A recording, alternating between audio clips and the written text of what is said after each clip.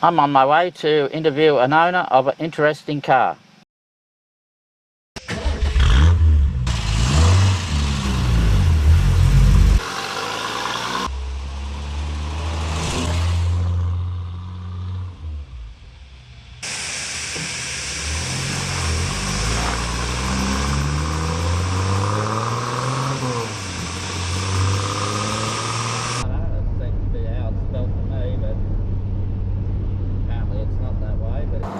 I'm just on my way to interview Craig about his Datsun 180B rally car.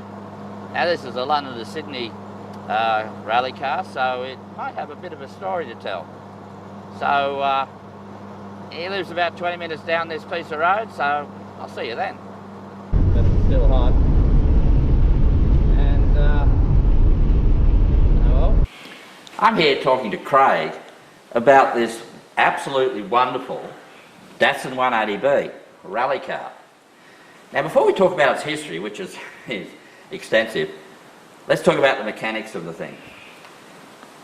A lot of rally cars these days, there's no 180B there. It's got, or what's it? So what's the motor in this car? The original motor blew up at some stage early in its life, and it's got a Datsun 200B engine in, but it's been in there since 1979. Right. Did the Repco trial and with that engine in it. Built by the original owner as well. Yeah, it seems the 200B motor is in just about all the, whether it's 180Bs or 1600s they come across. Yeah. And that's running what, twin Weber carburetors? Original twin Webers and a fairly lumpy cam in it. Right. Yeah. So it's not great at idling, but once you get it up and revving, on the sort of song.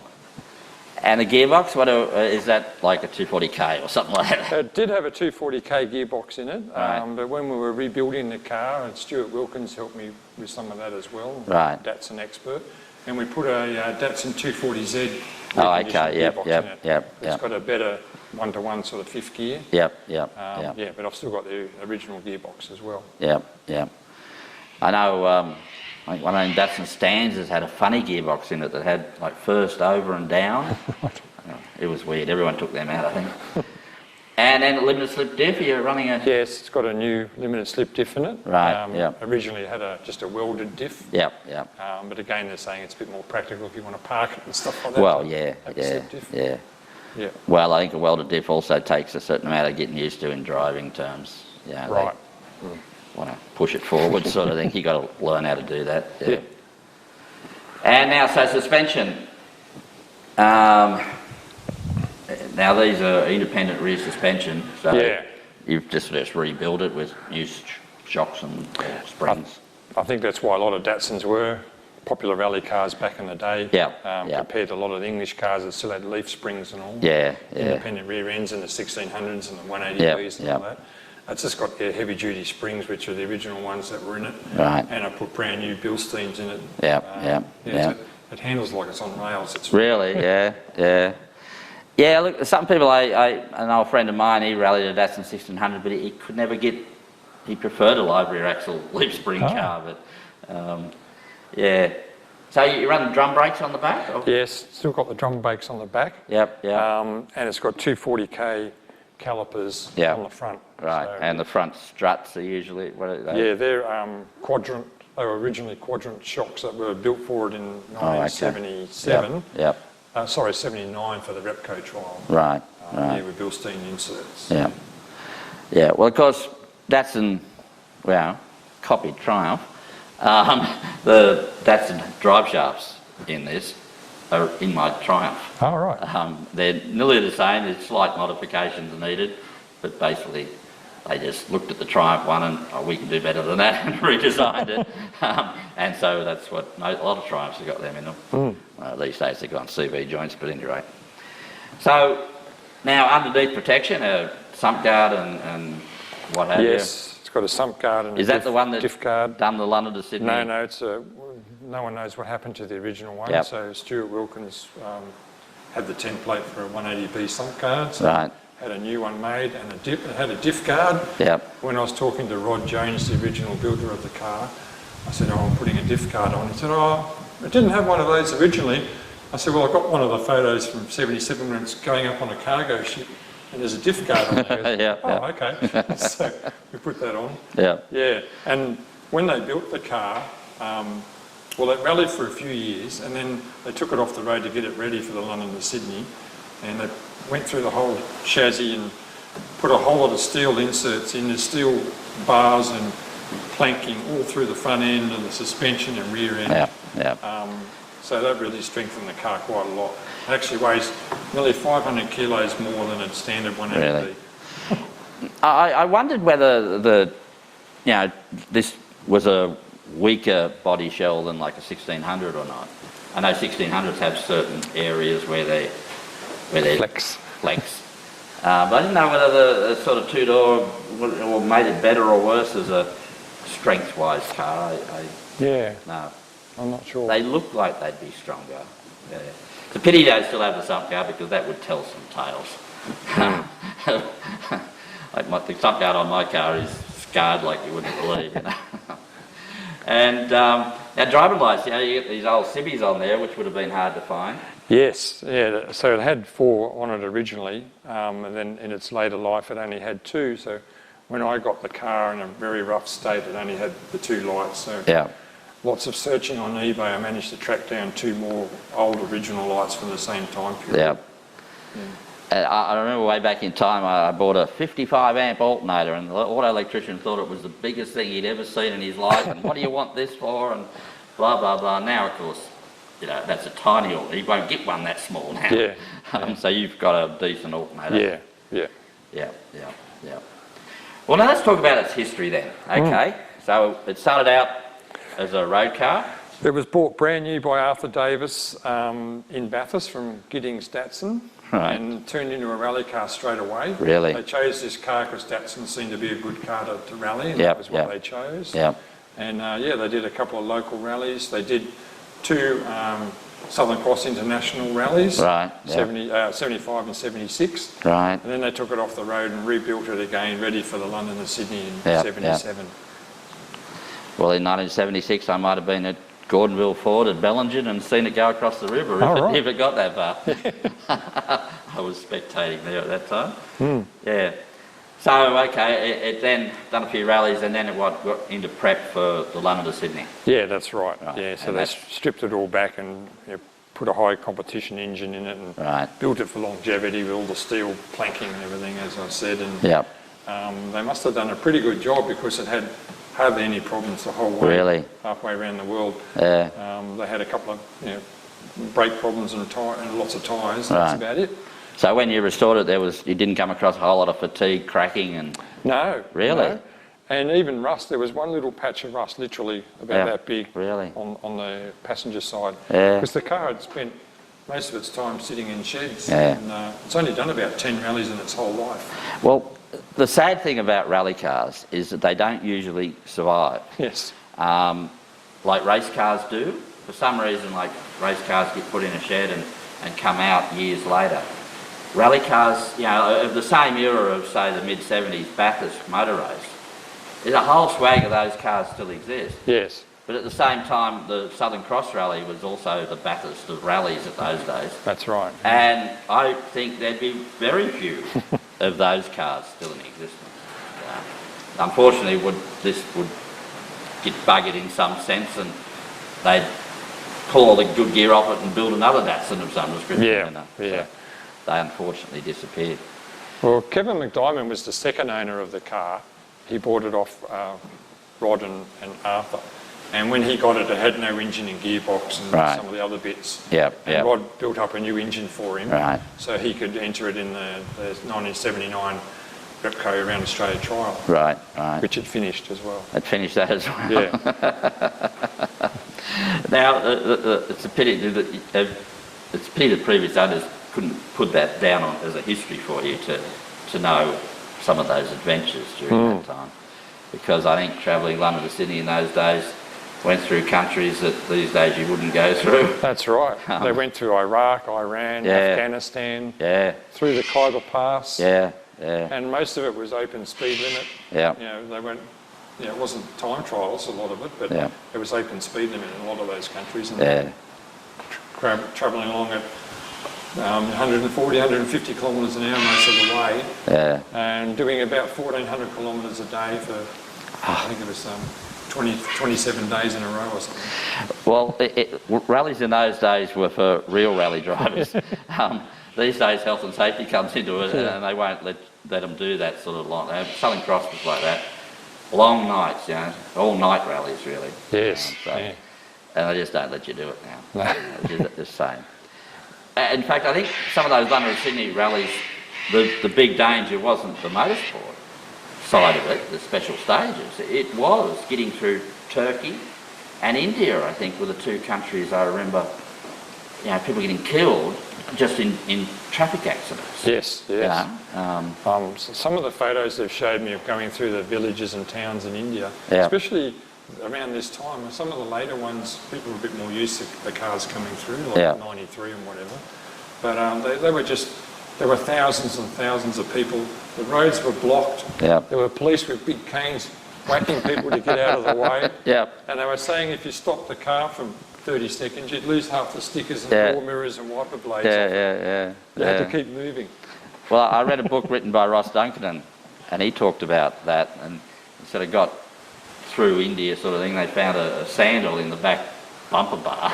And I thought, well, where the hell did that come from? So... Well, there's a little interesting fact with this car. Stuck on the dashboard is an Indian rupee coin. All right. When I was taking the guards off and sanding them back, I finished sanding that left-hand guard and banged it on the ground, and this Indian coin fell out. So they've been stuck in the guard since 1977. They've done the Repco trial and all those rallies afterwards. Never fell out. The silly thing is you could bolt something in and it wouldn't survive bolted in, so jammed in. No worries. So, so it's done the London to Sydney and Southern Cross. And round Australia. Yes. Now, that's in various owners. Yes, that's right. Well, the two Southern Cross rallies and the London to Sydney were the same original owners. Right. And then the car was sold to another Bathurst local, Kevin McDiamond. Right. With two other Bathurst guys. They did the Repco Round Australia trial. Right. Kevin then owned it for quite a long time, more or less just parked it and did a couple of motocross, or rallycross things, some local events over the next 20 years before he sold the car to another guy, Graham Harrop, who also lives near Bathurst. And he was going to restore the car. He had it for about 7 years, but never got around to getting it underway. And then I bought it off Graham. Right. So it's only had 4 owners from you. From you. New car, only driven on Sundays. That's right. So what are you going to do with it? You can't really rally it now. Well, that's the thing. And the whole intention was, I loved, as I was restoring the car, reading all about those old rallies and also the current historic rally movement, classic rallies and all. I thought it'd be so much fun to go in some of those and go take it on some new adventures. But by the time I finished the car and all the money and trying to find parts for it, I've got to the point now that I don't want to wear it out or damage it. So I don't know what the future holds for me at this point in time, other than taking it around the car shows and things like that. Well, there's a club in Victoria that runs some historic stuff. In 2016, I'd done the Southern Cross Gold Anniversary Rally. Now, this was like a venue event. Now, I only did the Sydney to Coffs Harbour leg, but it was like Eastern Creek, then up to Ringwood Hill Climb, up to Awabu, up to Nabiac, and up to Kempsey Hill Climb. It was a venue event, so you could use a car like this because you're not killing it. You're only doing a blast up a hill climb or a 3 kilometre Carna Crossy style thing. And you could actually use it for that and not kill it, but still use it. But they don't run those sort of things very often.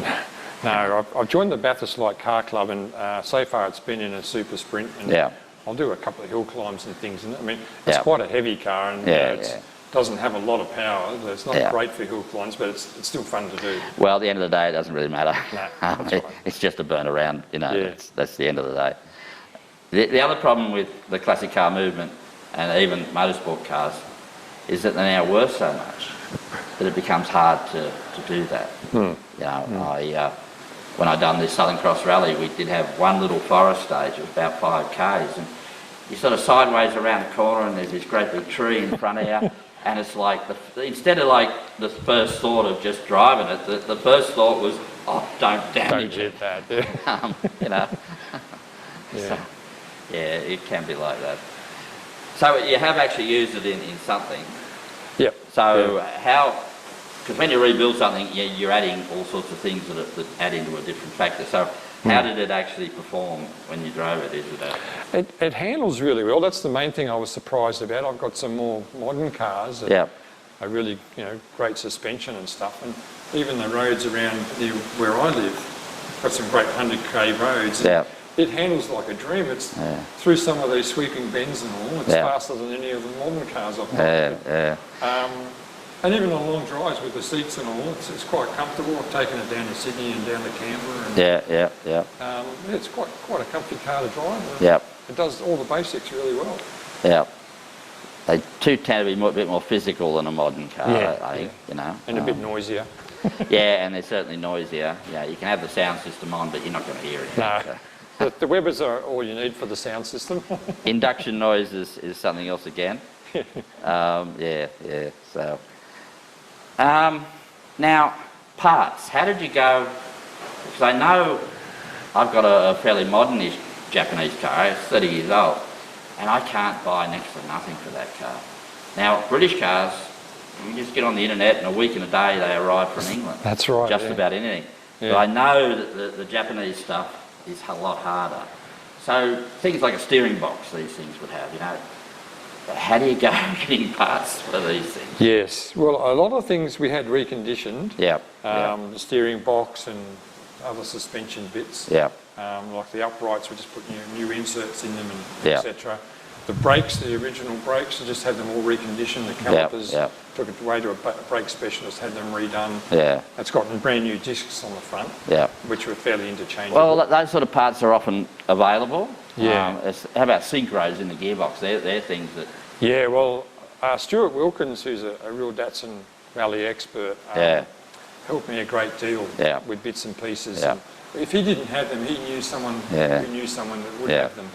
Even little things like parts of the window trims, those sort of really things hard would be to track hard. down. And I even looked as far as America and New Zealand and places for bits and pieces. And the front blinkers are quite an interesting story because they had round ones on when I got it, which were put on in '79. But in '77, it had the original blinkers, and they used to sit in a bumper bar. And I went to a Wreckers in Riverston and looking for a few bits and pieces, and I said, "Oh, you wouldn't happen to have some front blinkers, would you?"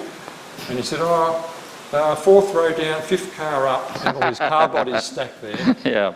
And he climbed up with this old rusty Datsun 180B 4-door. He said, "I think there's some blinkers in the boot." And he opened the boot up and passed me down a soggy, water-damaged cardboard box. And in it were 2 brand new blinkers. It was amazing. I'll say that wreckers are a thing of the past too. Yes. You know, if we want to talk about history. And the wrecking yards that currently exist don't keep anything more than 10 years. So the days of, you know, down the back, mate, you know, and you go down there in the grass and, they're gone. They crush them now. And that's right, especially old Japanese cars, just rust away to nothing. Well, they do rust away and that. So, and because the Datsun, the Japanese car makers did have a lot of interchangeable. I didn't rally Japanese cars, so I had enormous trouble because nothing interchanged with anything. Where I know on a Datsun, I know everyone that ran Datsun 1600s had 240k struts or 180B struts. They all upgraded them to, and they just bolted straight on. The ball joint was the same. Everything was, which does make life a lot easier for parts.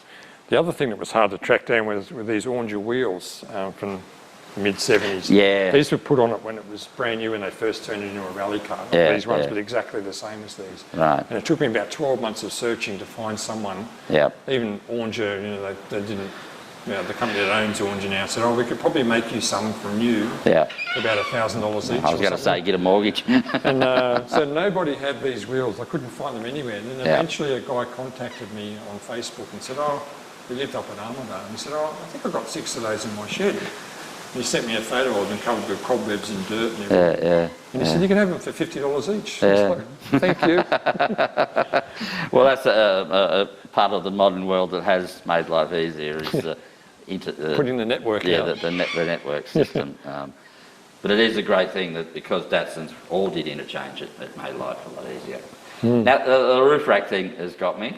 Is that from the London to Sydney era? That's what they had on there, but it's a new roof rack that was made for the car to look like the old one. So you had photos and you just sort of made it from the photos? Yeah, made from photos. Yeah. So they had 4 tyres on there originally.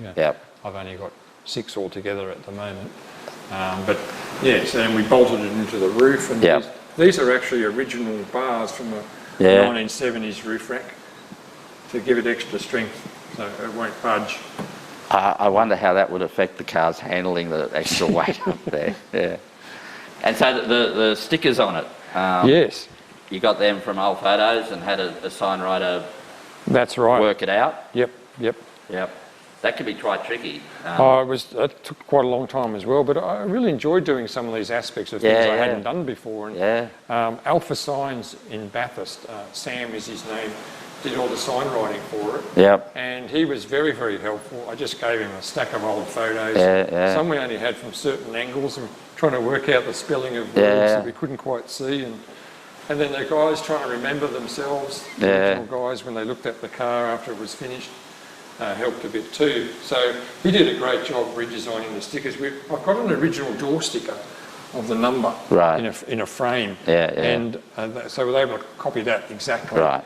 But the other ones we had to have a real good guess at, and he did a great job. Yeah. Well, of course, the other problem with building a car like this is what event do you pick to duplicate? That's true.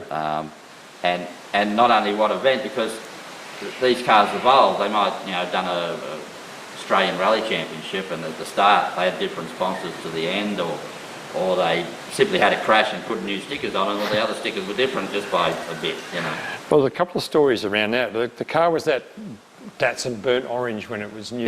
They ran it for a year like that, then they painted it red, white and blue. Datsun colours, hoping they'd get some sort of Datsun sponsorship, which didn't happen. So it ran that for the time they had it, the original guys, and then when Kevin McDiamond bought it for the Repco Around Australia trial, he happened to have some yellow paint in his shed. So he painted the car yellow with a black bonnet. And it stayed like that for many, many years. And then it became red before Kevin sold it. And then I had a choice to make what colour to go back to. And I figured this was the most significant event it went in London and Sydney. So, but it was a bit of a toss-up between that and how it looked. Yellow for the 1979 rally as well. Well, even getting the colour, I suppose from photos you can tell that where the things roughly lined up. Yes. I've got a TR7, Triumph TR7 that's painted in the British rally colours, of red, white and blue. Yes. But I was lucky because there was an original car in Sydney. So I could go and measure. It's like got a V-shaped colour scheme on the bonnet, so I could measure from here to there to find out where the V started and everything. So I had it easy, where you had to do it from a photo. Yeah, when I sanded it back, I went through layers. From the red layer to a yellow layer. And then I could just barely make out some of the original red, white and blue in some spots. And I got several little spots where I could see where the original red and white touched together and where the lines were. So I marked those out for the panel beater spray painted, so I knew exactly to put the lines in exactly the same place. And the colour, how did you work the colours out? And again, from little bits and coming back to that original colour, we could find little bits, just enough for sample size that he could match the paint, so it was identical. It's got a fiberglass bonnet and boot, which they put on it back in '77 to try and counter some of that extra weight they'd put into the car. And the panel beater said that was quite a tricky thing to to repaint that. The edges of it stick out. Well, and that's how it was made. And he said, I can't really curve those without doing damage to it. So, it was a tricky process to repaint the fiberglass bits. And of course, just looking at it, I'm seeing, I don't know if Civi still exists. Pan Am, did they still go? No, they went bust. That's right. CIG is still floating around, I think. Yeah. Bridgestone certainly are. Total Oil is Total. They're still around. I don't think STP. I don't know if they still exist. I don't know. That's an American thing, but. And TAA. So it's actually got 3 airlines on it. The story is Singapore sponsored the rally. Pan Am, they did a deal to freight the car to England at no cost. And TAA, they helped them out with organisation for around Australia, etc. Well, they'd be gone, I think, TAA. Yeah, they're gone. Yeah. And Brambles paid to get the crew over to London.